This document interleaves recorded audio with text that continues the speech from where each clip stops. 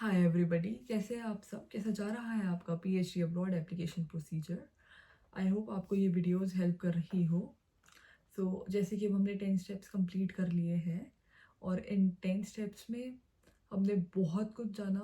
मैंने पूरे 15 स्टेप्स की में ये डिवाइड किया है पीएचडी अब्रॉड एप्लीकेशन प्रोसेस। तो हमने 2/3 ऑफ द जर्नी कंप्लीट कर ली है। I hope you are enjoying this series. Okay, तो स्टेप 11 में ना अब हम फिर से थोड़ा सा मैनेज करना सीखेंगे, जैसे हमने स्टेप 6 में सीखा था। बिकॉज जब बहुत सारी इन्फॉर्मेशन हो जाती है ना, अगर हम उसको मैनेज ना करें और ढंग से उसका यूज़ ना करें तो कोई फ़ायदा है नहीं ज़्यादा। ऑनेस्टली वो कहते हैं ना कि सोचने से नहीं होता है पर करने से होता है। It's exactly similar like that. Okay, तो स्टेप 11 में हम मेल करने से पहले का प्री स्टेप जानेंगे। अब तो देखो, हमने email, SOP, cover letter, CV ये सब सीख लिया कैसे बनाना है। बट अब हम सीखेंगे इनको पर्सनलाइज कैसे करना है। अब एक सीवी सीवी तो चलो आप यूज़ कर सकते हो, पर आप एक कवर लेटर, एक ईमेल हर जगह नहीं भेज सकते। वो पर्सनलाइज्ड होनी चाहिए, क्योंकि आप उसमें रिसर्च टॉपिक के बारे में लिखोगे और सबके रिसर्च में कुछ ना कुछ यूनिक तो होता ही है।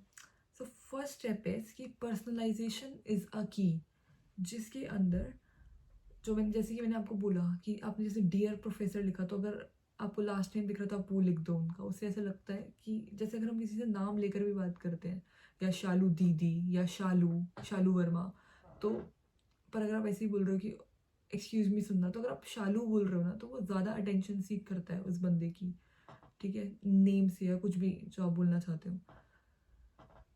तो ये काफ़ी बेटर रहता है। एंड आपको रिसर्च टॉपिक, रिसर्च इंटरेस्ट वो भी उसी तरीके से अलाइन करना पड़ेगा जिस भी ग्रुप में आप डाल रहे हो। तो मेल डालने से पहले ये गलती बच्चे बहुत करते हैं, जब भी वो मास ईमेलिंग करते हैं, किसी की मेल किसी को जा रही है, that's very unprofessional and very bad, अगर आप प्रोफेसर के परस्पेक्टिव से देखिए तो।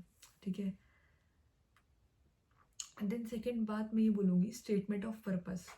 देखो, स्टेटमेंट ऑफ पर्पस जो होता है ना, वो बहुत लॉन्ग डॉक्यूमेंट है। तो अगर आपके पास टाइम नहीं है इतना, तो आप नहीं डालोगे तो इतना फ़र्क नहीं पड़ता, पर ये बोनस की तरह है। तो अगर आपके पास टाइम है तो आप डालो इसे। बिकॉज एज आई टोल्ड, मैंने जहाँ पर भी स्टेटमेंट ऑफ पर्पस डाला है ना, मुझे वहाँ से रिप्लाई आया है।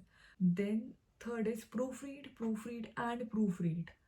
ट्राई योर बेस्ट की मिस्टेक्स ना हो, क्योंकि हो जाती है। अब मेरे को याद है मैंने अपने टाइम में बहुत प्रूफ रीड किया था, बट अब मैं वापस से चेक कर रही थी डालने के लिए, स्टूडेंट्स की हेल्प के लिए अपने टेम्पलेट्स। तो उसमें मैंने कहीं पर कैपिटलाइजेशन कर रखी है, कहीं पर पैराग्राफ ढंग से नहीं है, कहीं पर कंसिस्टेंसी नहीं है।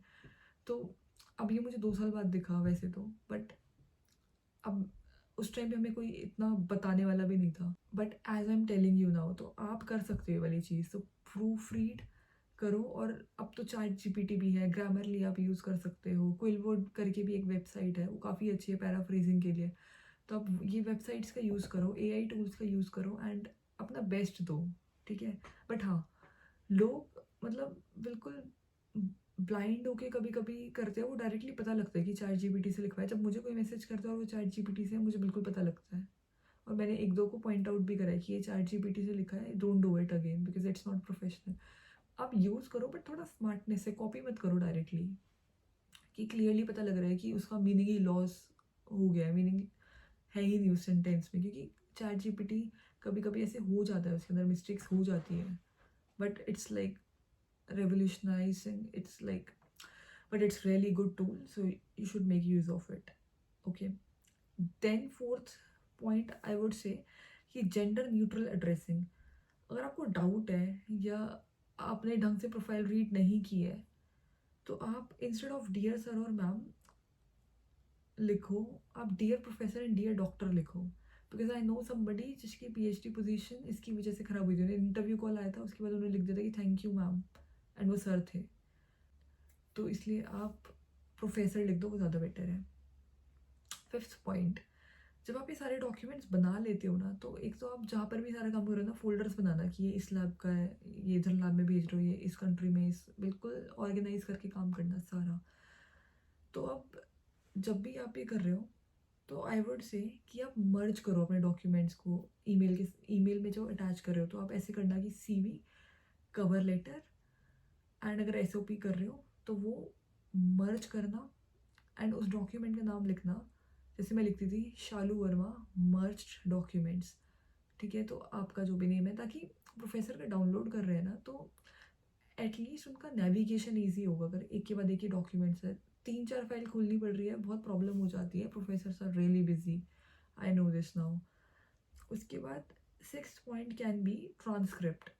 मुझे नहीं पता था ट्रांसक्रिप्ट क्या होता है पहले। ट्रांसक्रिप्ट होती है मार्कशीट्स, तो यहाँ पर ट्रांसक्रिप्ट बोलते हैं उसे। एंड अगर आपके मार्क्स अच्छे हैं, आपकी अगर 8.5 से ज़्यादा है CGPA या 8 से भी ज़्यादा है, तो you should attach it, because वो बाद में भी मांगेंगे ही। उन बहुत सारे प्रोफेसर्स एकेडमिक देखते हैं आपका कि आप कैसा परफॉर्म कर रहे थे, बिकॉज वो थोड़ा रिलेट करते हैं कि फिर आप PhD में कैसा करोगे। तो अगर आपके मार्क्स अच्छे हैं तो फ्रॉन्ट इट, अटैच कर दो, it will be easy, right.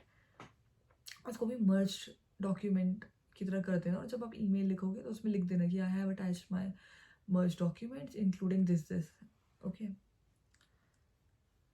So in step से क्या होगा कि जो आपके पोटेंशियल सुपरवाइजर होंगे ना, उनको लगेगा कि ये पहले से ही काफ़ी मैनेज्ड है, इसको कम सिखाना पड़ेगा। और जब भी किसी रिक्रूटर को ऐसा लगता है कि इसको कम सिखाना पड़ेगा या सिखाकर भी ये समझ जाएगा, इसमें पोटेंशियल है, सो आप ही के चांसेस बढ़ रहे हैं, right. So that was all about 11th step. I hope it was helpful for you. So thank you so much for watching. I'll see you in the next video.